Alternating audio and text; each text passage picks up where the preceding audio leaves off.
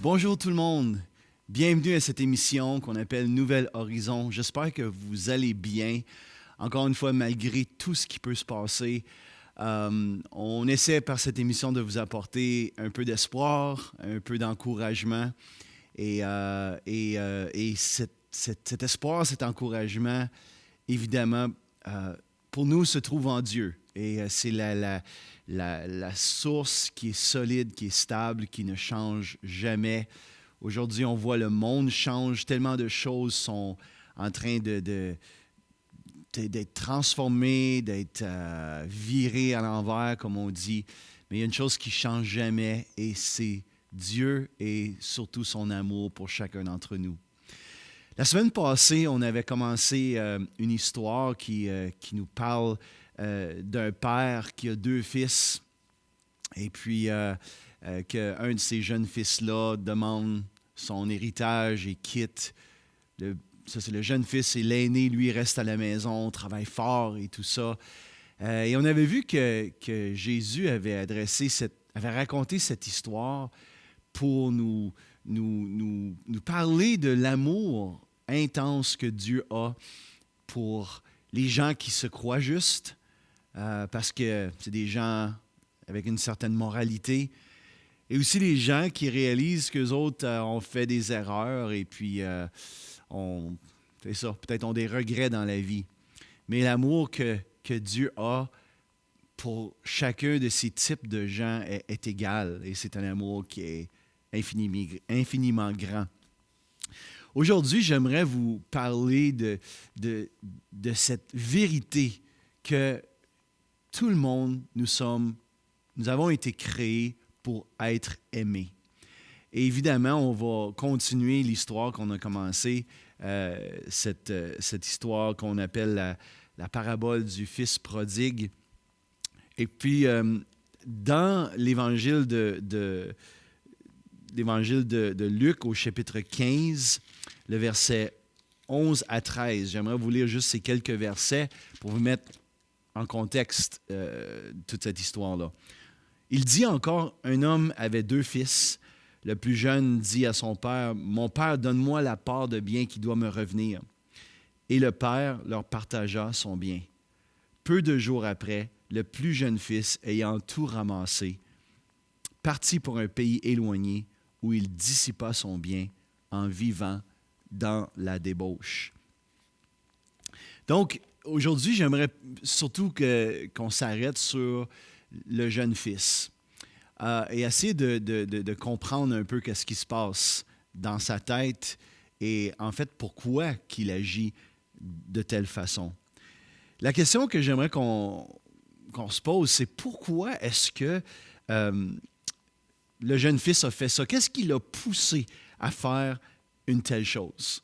Donc, juste pour vous rappeler un peu, le jeune fils, son père est probablement un homme qui est très en moyen, parce que l'histoire nous dit qu'il y a des serviteurs, donc il y a un domaine.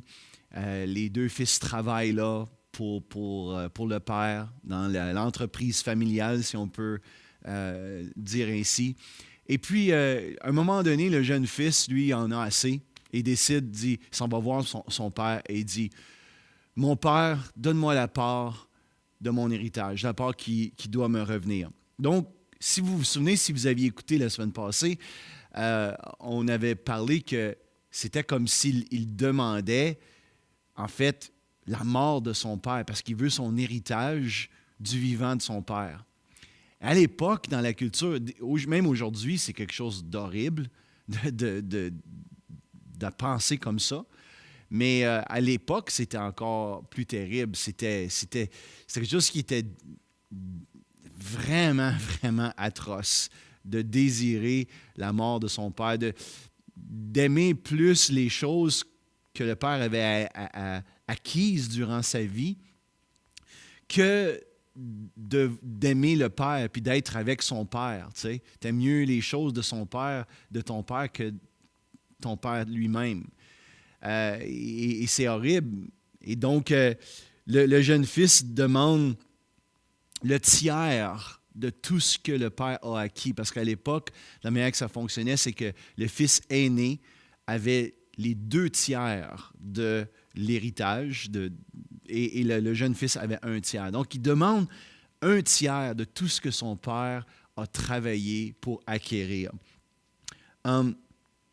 Donc, non seulement ça c'est déjà terrible en soi, mais non seulement ça, le jeune fils quitte le domaine de son père, quitte le nid familial, s'en va, vraiment comme en rébellion, quitte sans donner de nouvelles. Bon. Et en plus, il va vivre dans la débauche. Et comme l'histoire nous dit, il va tout dépenser, absolument tout dépenser. Donc, c'est comme affront après affront après affront pour la culture de l'époque. Et Jésus, si vous vous souvenez encore, si vous avez écouté la semaine passée, Jésus raconte cette histoire à ces 2 groupes de gens. Donc, on a les gens de mauvaise vie qui représentent un peu le Fils, dont le Fils représente, les représente, et on a les scribes, les pharisiens, donc des gens avec une moralité vraiment qui semble être impeccable et que le Fils aîné représente dans l'histoire. Donc, Jésus parle de ça et les gens de l'époque qui entendaient cette histoire étaient choqués à les actions de ce jeune fils-là. C'était inconcevable. Et il le fait. Mais Dieu veut toujours aller plus loin que juste l'apparence. Il regarde au cœur.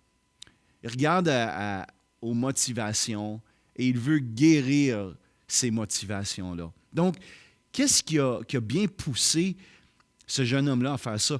La question qu'on peut se poser, c'est qu'est-ce qui pousse les gens à déraper aujourd'hui, dans notre monde d'aujourd'hui?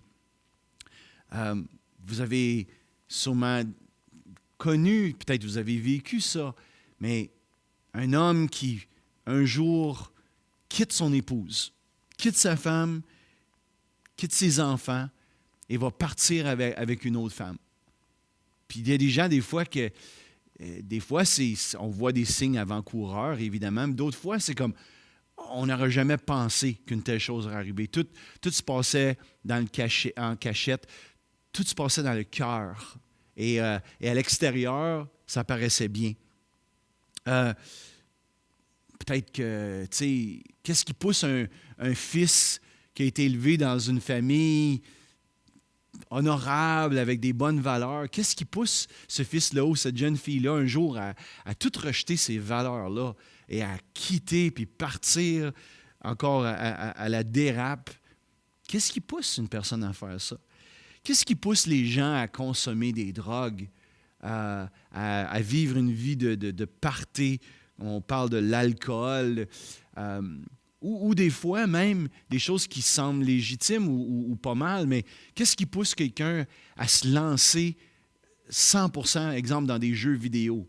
On voit ça aujourd'hui, on a toujours vu ça, mais aujourd'hui, il y a des gens qui, des fois, vont passer une nuit entière à juste être absorbés dans les jeux vidéo, à des fois se priver de sommeil, se priver de nourriture pour juste, puis c'est comme un échappatoire. Qu'est-ce qui pousse les gens à se lancer, à écouter la télé là, ou Netflix ou les plateformes qu'on connaît aujourd'hui et écouter là, sans cesse des séries après séries et juste comme se lancer dans ça? Ou encore, qu'est-ce qui pousse quelqu'un à se lancer dans le travail? Travailler et ne pas vraiment être à la maison. Et vous voyez que toutes ces choses-là, le travail en soi, les jeux vidéo en soi, les téléséries en soi, c'est pas mal en soi, mais qu'est-ce qui fait en sorte que quelqu'un peut se lancer des fois corps et âme dans ça? Et ça semble être un échappatoire. Il semble avoir quelque chose à l'intérieur qui pousse les gens à faire des choses comme ça. Donc, c'est quoi la motivation? Eh bien, j'aimerais vous proposer quelque chose. C'est le besoin inné dans l'être humain d'être aimé. Oui, être aimé. chercher l'amour, chercher une forme de satisfaction de soi, chercher juste comme un endroit où est-ce qu'on va se sentir bien, parce que à l'intérieur, peut-être, on vit des émotions et des choses qui se bouleversent à l'intérieur de nous. Peut-être que les circonstances extérieures sont difficiles, puis il y a comme un échappatoire, il y a un endroit où est-ce que je peux me réfugier pour avoir juste un endroit ou un moment où ce que je pense pas. Ou ce que je ne pense pas à ma situation ou à ce qui se passe à l'intérieur. On a besoin d'être aimé et on cherche l'amour dans tous ces endroits-là, puis il y a encore d'autres que je n'ai pas mentionnés. Mais si on revient à l'histoire, on va dire, mais ce fils-là, quoi, il n'était pas aimé? Bien, oui, il était aimé. Parce que Jésus veut représenter ou veut expliquer aux gens comment Dieu est. Et le Père, dans cette histoire-là, représente Dieu. Donc, Dieu est amour. Ça, c'est une chose que Jésus est venu nous montrer, nous enseigner. Partout dans la Bible, ça nous raconte à quel point que Dieu nous aime. Donc, le Fils, il est vraiment, vraiment, vraiment aimé. Mais alors, c'est quoi le problème? Si le Fils est aimé, si Dieu est amour comme infini, comme on vient de dire. Le Fils vit dans ce domaine-là, travaille dans l'entreprise familiale. Alors, c'est quoi le problème? Eh bien, je vais vous donner une illustration, un exemple qui peut-être va nous aider à comprendre. C'est que même si l'amour est là, ça ne veut pas dire que l'amour réussit à connecter avec la personne. Donc, même si le père, dans cette histoire-là, aimait ses fils à la folie, ça ne veut pas dire que ses fils recevaient cet amour. Et l'exemple que je vais vous donner, peut-être que vous allez trouver ça drôle, mais c'est l'électricité. Donc, on sait que l'électricité, nous autres au Québec, on le sait, là, Hydro-Québec, hein? Donc, c'est les sources d'eau incroyables qu'on peut avoir, les bassins qu'on s'est fait. Et l'eau, ces grandes ressources-là, entrent dans des turbines, fait tourner les turbines et ça produit de l'électricité. Donc, si on peut encore avoir une image, s'imaginer, exemple, les chutes du Niagara. C'est incroyable la quantité d'eau et le volume d'eau qui tombe de cette chute-là. Puis on sait que plus bas, il y a une centrale électrique. Donc, peu importe l'immensité du bassin, l'immensité du volume d'eau qui coule, OK? Pour que ça se rende à l'ampoule dans la maison, il faut qu'il y ait un circuit et il y a un interrupteur. Donc, l'immensité du bassin, l'ampoule, s'il n'y a pas un interrupteur qui ferme le circuit et qui permet à l'électricité de se rendre à l'ampoule, l'ampoule ne brillera jamais, n'allumera jamais. Donc, ça prend cette connexion entre la source et l'ampoule. Et c'est la même chose avec nous. Dieu, le réservoir d'amour que Dieu a est infini, est tellement grand. Mais il y a une connexion souvent qui ne se fait pas. Vois-tu, pour mille et une raisons, on s'est comme déconnecté de Dieu.